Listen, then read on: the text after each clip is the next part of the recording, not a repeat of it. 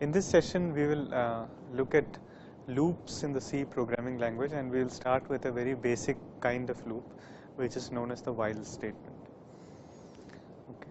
So the general form of a while statement is similar to that of an if, which is that there is an expression and you say while that expression, then do the statement. Okay.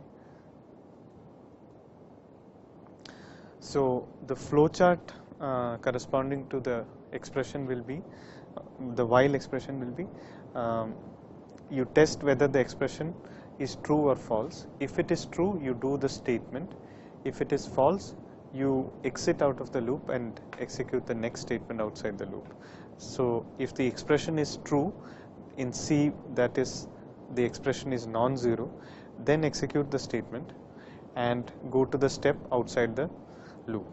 If it is false, then directly go outside the next statement after the while loop. This is similar, if you recall, to the if block without the else. Okay. So loops are a new thing that explicitly there was no loop construct in a flowchart. We just had this way of going back to the expression. But in programming languages, loops are such a basic programming need that in addition to the if block, you have a loop construct as well. Okay. So a slightly different variant of the while expression will be that while expression statement 1 and then statement 2. Okay. So the flowchart here is easy to follow. So you first test whether the expression is true. If the expression is true, then you execute statement 1, and then after you execute statement 1, then go back to the expression. Okay. If the statement is false, if the expression is false, then you go to statement 2. Okay. So while the expression is true, execute statement 1, and if the expression is false, then execute statement 2. So the difference in the if condition will be that if this was an if block, then if the expression is true, you do statement 1 and you exit out of the while loop, and that is not done in the case of a normal while loop. After you execute the statement, you go back to the expression. Okay. So as long as the expression is true, you keep executing statement 1, and if the expression becomes false, then you execute statement 2. So let's illustrate the use of a while loop with the help of a program.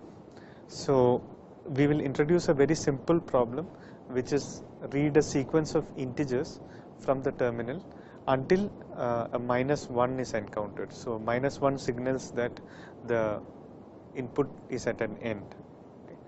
Now what I want to do is that sum up all the numbers until the -1 and output the sum. Okay, so it's a very simple program. What you have to do is to read a sequence of numbers until you hit the first -1, and then add these numbers and output their sum.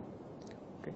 So let's first introduce a very simple loop which will do only the basic thing of reading the numbers until a -1 is encountered. So how do you write the loop? You have stdio.h, and then you declare an integer variable and read the variable. Okay, so this is supposed to be the first number. If that number is -1, then you don't have to read any more numbers. Okay, so if the number is not -1, so if a equal to -1 is false, then you read one more number. Okay, after you read one more number, you don't finish the loop. You go back and test whether the loop condition is still true. Okay, so you go back and check whether the second number you read was -1 or not. Okay, and then you keep on reading it until you hit a -1. At some point when you hit a -1, you go back to the loop and the condition that a equal to -1 will be true. So not of that will be false, and you will exit the loop. Okay, so read the first number. If it is -1, don't enter the loop. Otherwise, keep on reading numbers until you hit a -1. That is the meaning of the while loop. So let us just trace the execution of the loop on a sample input to understand how it works. Okay. So in a box I will represent the memory location A and its current content. So I run the program after compiling a.out, and let's say that I enter the number 4. Okay, now you scan the number 4, so memory location A becomes 4. Now 4 is not -1, so you enter the loop. Okay, so then, and let's say that the next number is 15. Okay, you read the number into A, so memory location A is now 15. 15 is not -1, so you again enter the loop. You enter -5. -5 is not -1, so you enter the loop again.